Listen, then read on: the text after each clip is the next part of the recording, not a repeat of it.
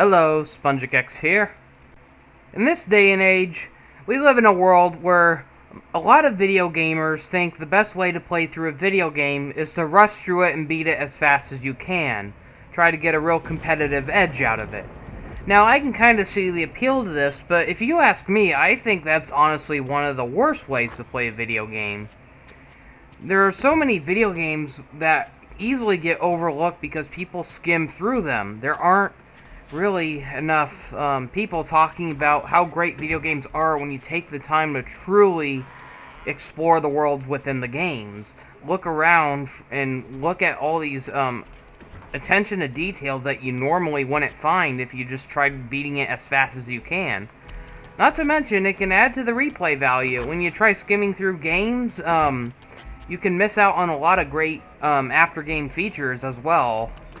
But so I thought I would start a new series where I can go over some video games that I think are great examples of games that are worth taking the time to slow down and relax with. And I think two great examples for this are both Conker's Bad Fur Day and its remake, Conker Live and Reloaded. So instead of making two separate videos on these games, I thought I would kind of do a 2-in-1, compare back and forth between the original and the remake, and show you why these games are worth taking the time to slowly admire instead of skimming through. Now, both these games are very unique in a way. The original was praised as one of the best graphic N64 games, and many could have considered that it should have been a GameCube game. It could have been passed off as a GameCube game. Kind of makes you wonder how different things could have been if that's how it went. And so it's funny how for 2001 that was quite an accomplishment, but then for the remake in 2005, it was praised as one of the best graphic Xbox games. So that's quite impressive as well. Now, both games have pretty good graphics, especially for their time, and they had great use of sound editing, voice acting, and animating. There are still a few hiccups, and you can't, it's really hard to say like which versions of the game are better. In my opinion, both versions have something that the other has over the other, and vice versa. Like personally, I like the gameplay of the Xbox remake a lot more, Live and Reloaded, but I can admit that the original has quite a bit of some little attention to detail that you wouldn't find elsewhere, but the same can be said about the remake. Now, I think we should start off with how the original level of Hangover looked in the N64 version. Now, as you can see, it's not very pretty. I mean, it's just very kind of empty. There's a lot of rocks, very grimy looking. And so, the Xbox remake, you see a lot more. You see a lot more plant life, and a lot of hidden objects around. Like, just look at this milk carton. You can find a lot of funny hidden messages throughout the game, and it's really fun to just stop by and read them. So you'll get a good laugh out of some of them, and you gotta look hard to find some of them, though, but...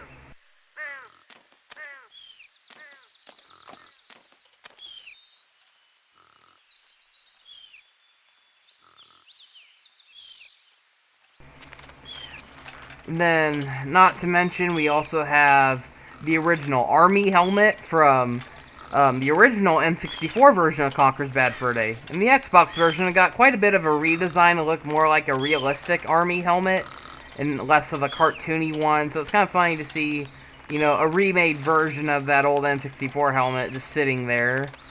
And apparently, we also have what appears to be one of Conker's idle animations is where he pulls out a porno magazine.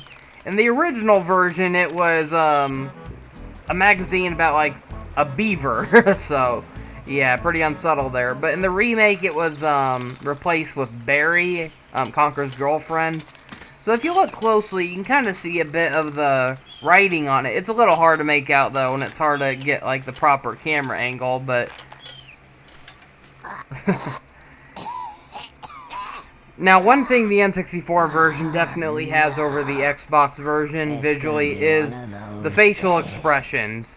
Now, in this, Conker really looks like he's hungover. He's got really bloodshot eyes.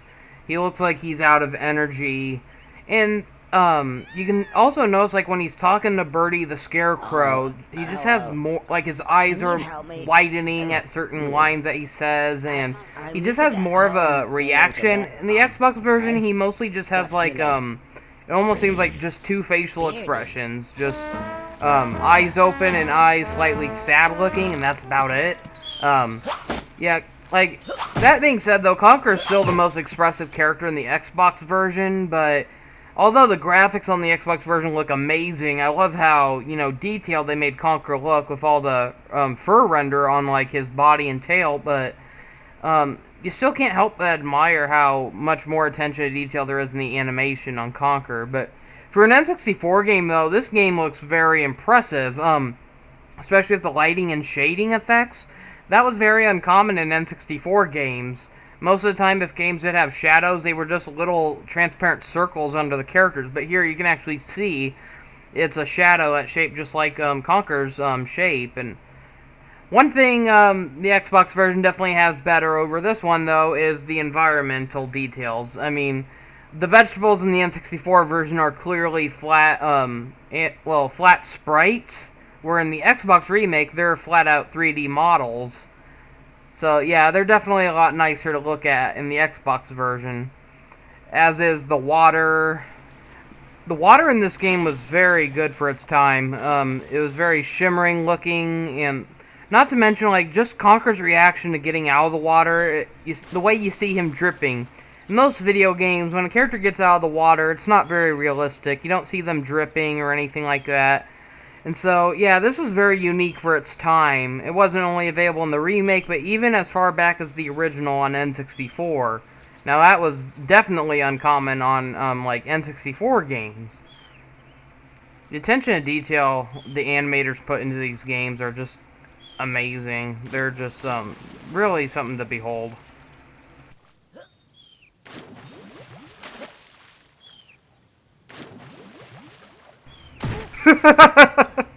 I'm not sure if any of that was ever intentionally programmed into the game, but I just love how Conker can mess up a dive and land on, you know, the hard ground. It's just such a funny little detail.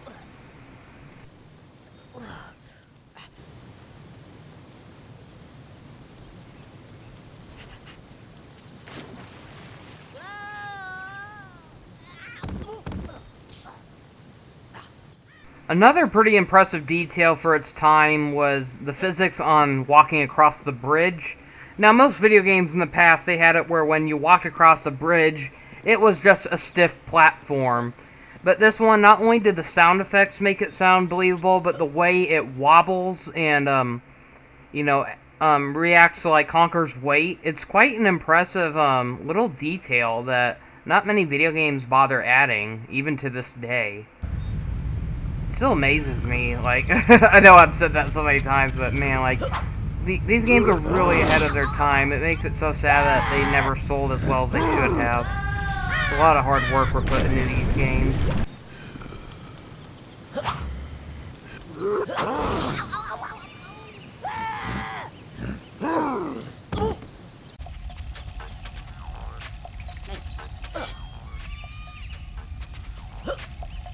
Another great thing about this game are just Conker's reactions to his environment, whether it's like running in a fast pace, like when he senses that an enemy is chasing after him, or the look of fear on his face when he's climbing up a rope and getting afraid of heights. I mean, it's very expressive.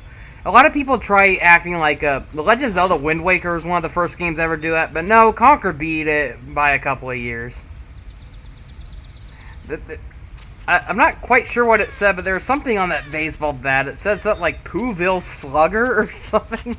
I don't know, but there's just a lot of funny hidden messages throughout the game. Some of them are just very strange.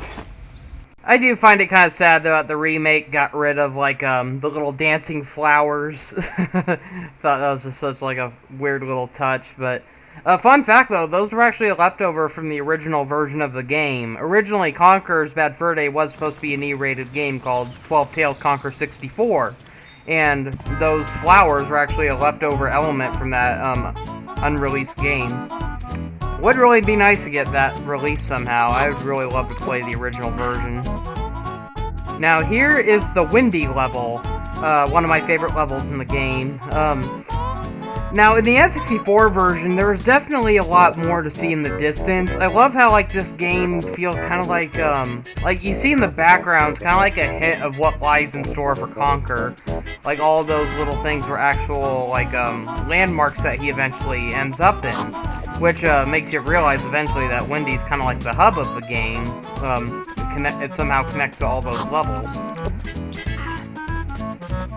So, Windy is a very bright and colorful level, very pretty to look at, even on the N64. But,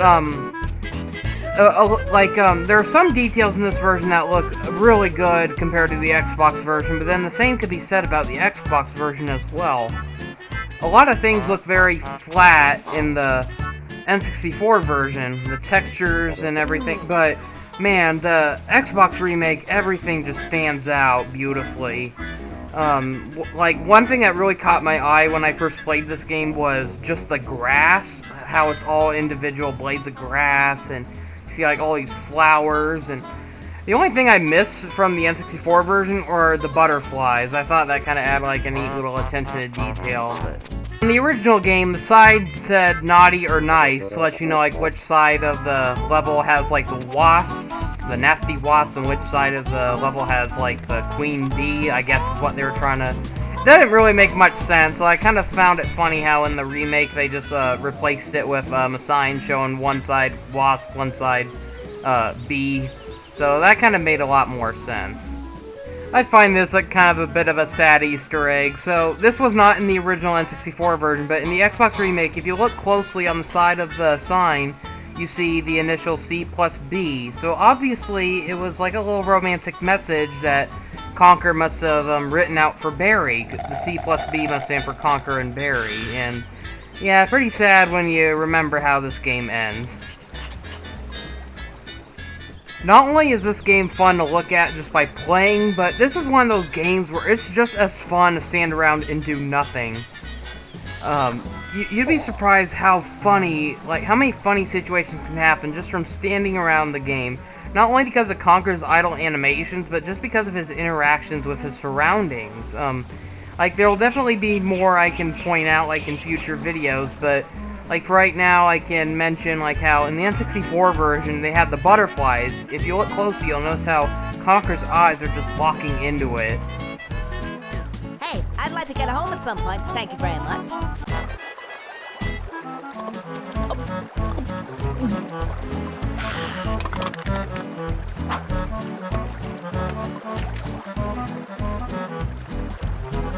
Some of the things Conker says during his idle animations are laugh-out-loud hilarious, fourth-wall-breaking hilarious.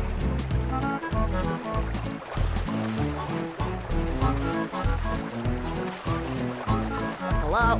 Hey, what are you doing? I'm doing that. You're gonna go blind.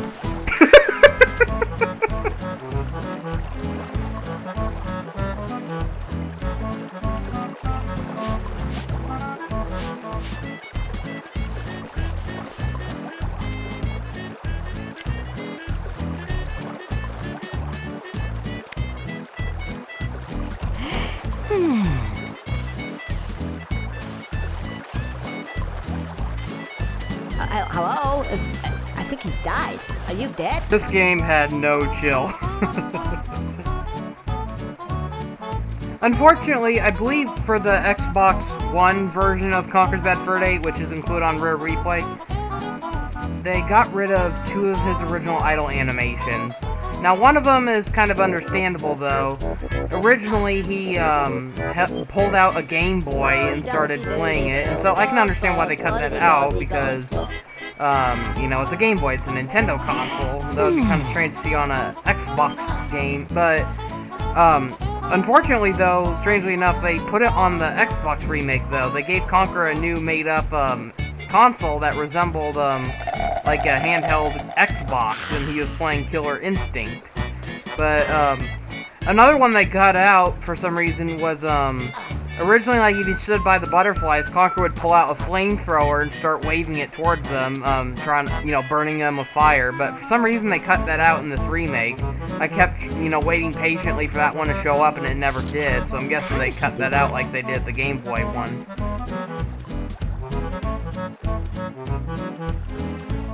And unfortunately for the Xbox remake, there is another idle animation that was only in the N64 version that they did not bring over. So in the Windy chapter, occasionally Conker would sit down and start whistling to the tune of Windy, and I always thought that was so cool. And unfortunately, he does not do that in the remake. They cut out the whistling.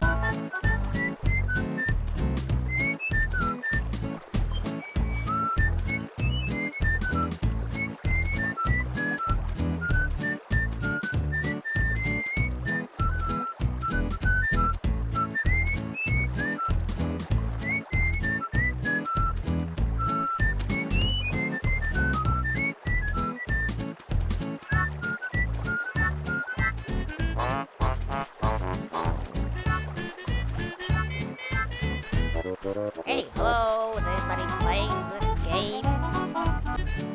Oh. She's gross.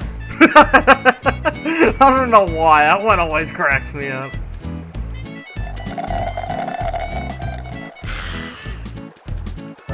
I also love how Conker's idle animations have like physics reactions.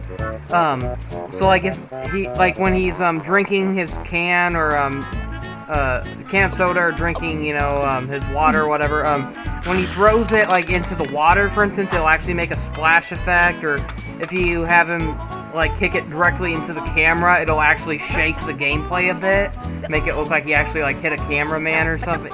It's really interesting.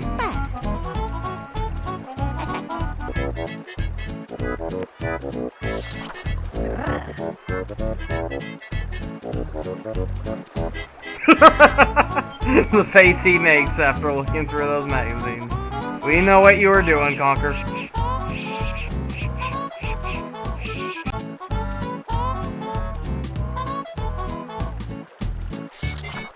Oh, oh.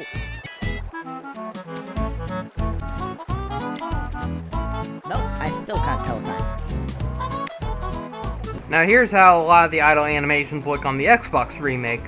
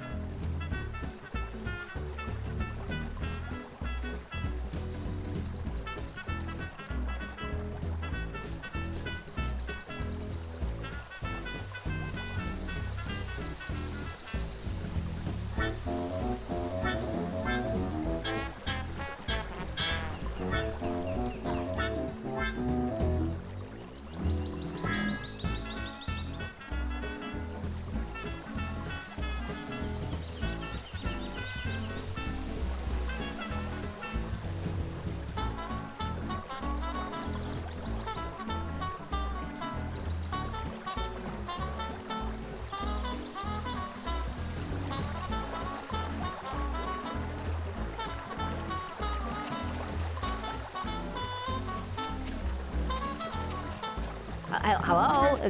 I think he's died. Are you dead?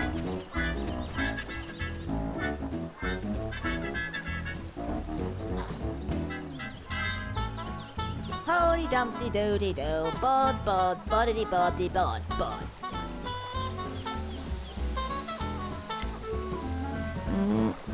Big hand. Oh, whatever.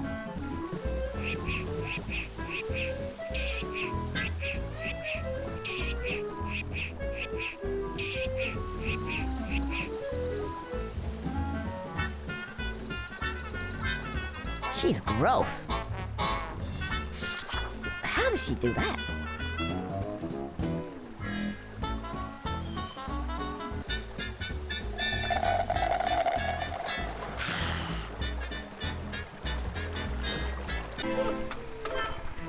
And now Conker is drinking the Queen Bee's tears. Just great.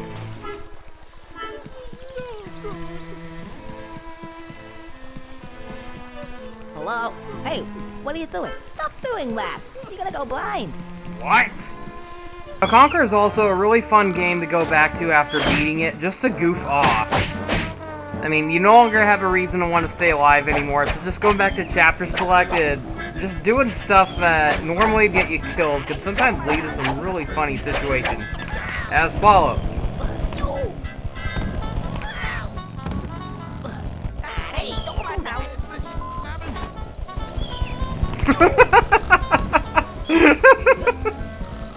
Oh god.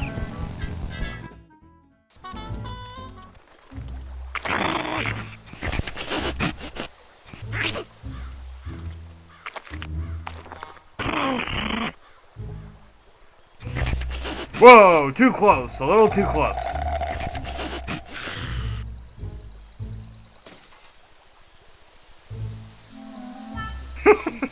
And Conker just doesn't care.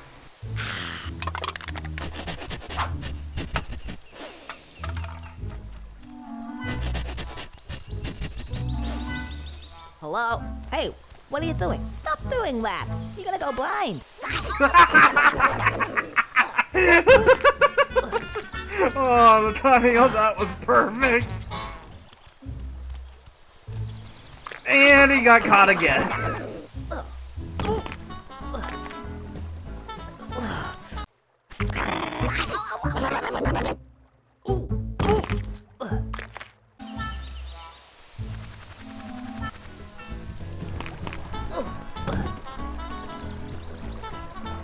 Now, one thing I find strange is how, this game is a little less restrictive with, its environment, which is kind of cool, though. You can actually reach areas that you weren't supposed to in the N64 version.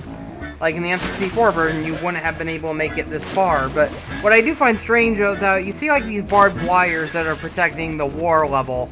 So if you ran into them in the N64 version, they would have hurt you. On the Xbox version, though, you could stand or touch them, and you wouldn't get hurt at all. Yeah, so much for a security system. But, another interesting thing is how this patch of grass here, it's like, in the N64 version, it really slowed you down, but on the Xbox remake, you can run through it just fine. So it kind of makes, like, the whole bee escape scene a lot, the wasp escape scene a lot easier. Speaking of which, so in the original game, standing still would definitely get you hurt. The wasps, like, really home in on you, and they're easy to avoid as long as you keep on moving and stay away from that patch of grass that can slow you down, or don't fall in the water. It is a little harder, like, when playing on the original N64 version, though, cartridge-wise, because the N64 joystick was a lot more stiff, and you really had to push on it for Conker to move full speed, so it's a lot easier to play on Xbox One. The Xbox remake, Conker Line Reloaded, on the other hand, made the scene way too easy, to the point where the wasps are actually dumb as heck. Not only do they have trouble keeping up with you, but here's me standing still, and look at how they act.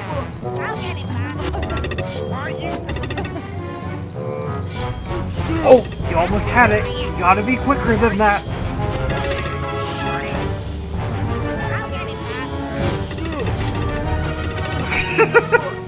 This is sad. This is really, really sad. I'm gonna skin your butt. Come here, Shorty.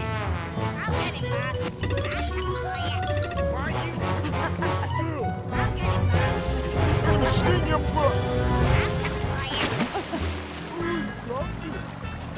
I got it.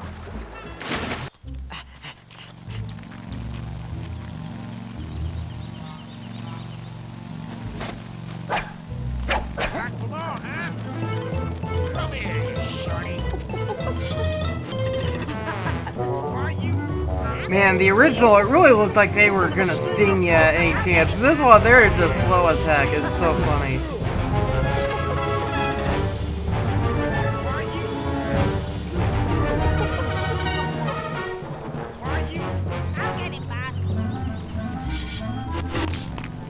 Oh, well, they got me there. No! A little detail I think that's interesting that they added in the remake is how after like a casualty from like an NPC or enemy, where like when they blow up and their body parts are left all over, I find it interesting how they actually stay like in the level, and it's see, as you can see, their parts are just laying around, and they're gonna stay there until you leave the area and return to it next. It's kind of interesting. It's also funny how if you like skip a cutscene in the middle of some of those, you can see like how the effects like affect the actual gameplay. It's really strange, but I do find it interesting though. Unfortunately, the original did not have like casualties that affected the gameplay. They only mattered to the cutscenes, but not really the gameplay very much. I also love the interactivity with the slingshot. In the original, it wasn't very useful. You didn't have a crosshair or anything. But I kind of like how, you know, it can bounce off of things. And there's also some like little hidden secrets you can do with it. For instance, like if you aim it at the beehive, like I wasn't thinking it would actually do this, but if you look closely, you'll notice the beehive actually bounces when the nut hits it. That's kind of interesting.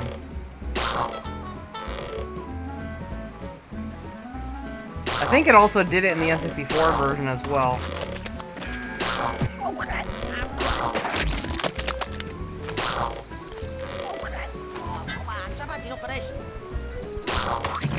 Conker is a strange game in ways. There are times where the graphics are beautiful, but then there are times where the graphics are disgusting, because, yeah, the game isn't all pretty. It's pretty violent. If it's not violence that's being like disturbing in the game, it's definitely something like the toilet humor. I mean, for crying out loud, we're standing right next to a giant pile of cow manure. Pooh Mountain. Yep, I just destroyed all the dung beetles, and as you can see, their body parts are still lying around, and they could not do that in the N64 version. They just vanished.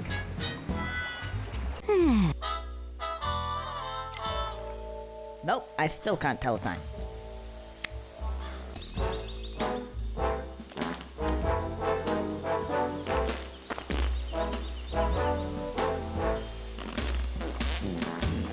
Now, one thing I find interesting about the area Get the impression that like somebody doesn't teases want you me to about be like the here. final level, They don't want me to go that way. I like how in the N64 version they flat out go that way. spoil that this is the Panther King's castle.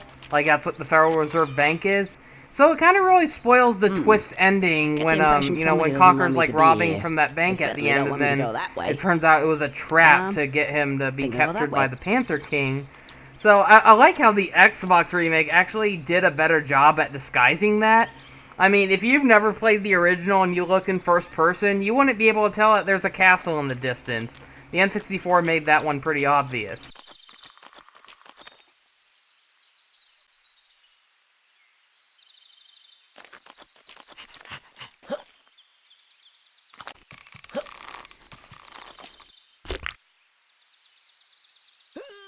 I love how the Xbox remake made it a lot easier to find the way out of this pit. Because in the N64 version, you were supposed to find a rope to help you climb out of there. The problem is that the rope was so thin, and with the N64's limited visuals, it really blended in with the background, and that made finding it really... Like, when I first experienced that, I actually had to reset the cartridge, so I had no idea how to get out of there. Ah, heck. So I love how the Xbox remake, because the colors don't blend in as well, they stand out more apart from each other, they contrast better.